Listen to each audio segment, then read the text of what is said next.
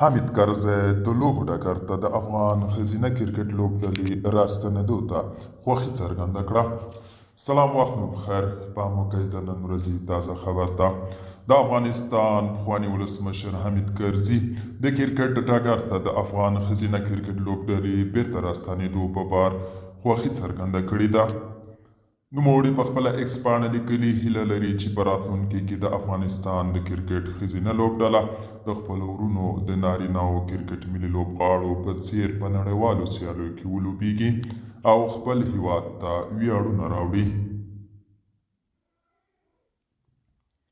په ورته مهال یو شمېر نورو هیوادونو هم د جمهوري دولت تر سقوط وروسته د افغان ښځینه کرکټ ملي لوبډلې میدان ته راستنېدل ستایلي او دا یې د کرکټ مخالفینو لپاره ناسم خبر بللی دی. د احسان الله پښتون په نوم یو ټولنیز فعال لیکلي د کرکټ مخالفینو کوښښ کوو چې افغانستان د کرکټ ملي لوبډله باندې بندیز ولګوي، خو له نیکه مرغه د هغوی ارمان پوره نه شو او دغه ډګر ته نور هم پیاوړی شو، خو نور به خویندې هم د ورونو او ترڅنګ هیواد ته ویاړ ګټي. دوستانو، دا و د نن ورځې چمتو کلی خبر.